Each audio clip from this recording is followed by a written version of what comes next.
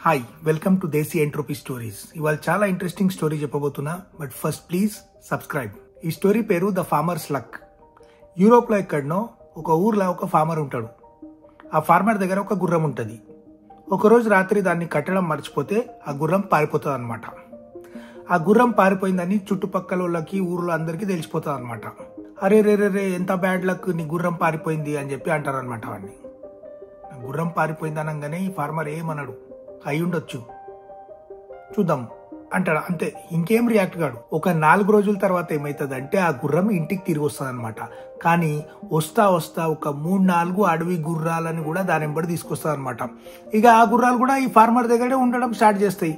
అయితే చుట్టుపక్కల వాళ్ళు అందరు కలిసి అరే వా ఎంత మంచి గుడ్ లక్ నీది, నీకు ఒక గుర్రం పోయింది కానీ 4-5 గుర్రాలు వచ్చినాయి నీకు, అబ్బాబాబా ఎంత మంచి గుడ్ లక్ అని చెప్పి అంటారు అనమాట.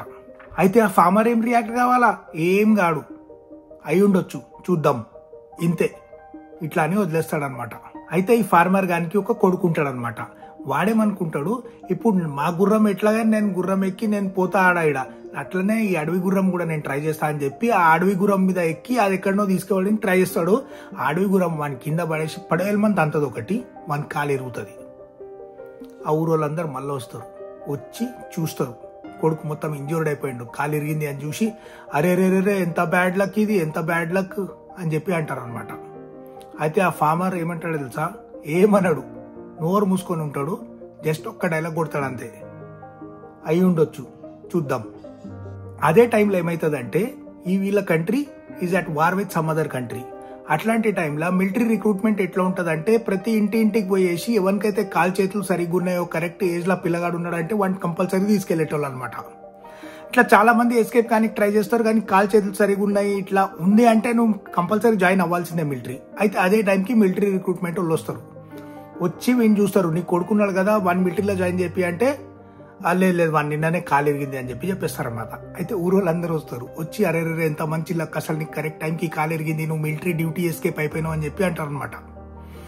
అయితే ఆ ఫార్మర్ ఏమంటాడు తెలుసా, అయి ఉండొచ్చు చూద్దాం అంటాడు అంతే, దాట్స్ ఇట్. సో ఇది స్టోరీ, కానీ దీంట్లో చాలా డీప్ మీనింగ్ ఉంది. దీని సమరీ ఏంటంటే గుడ్ లక్ అన్నా సరే బ్యాడ్ లక్ అన్నా సరే కంప్లీట్లీ మన పర్స్పెక్టివ్ మీద డిపెండ్ అయి ఉంటుంది, ప్లస్ టైమింగ్ మీద కూడా డిపెండ్ అయి ఉంటుంది. ఏది పర్మనెంట్ కాదు.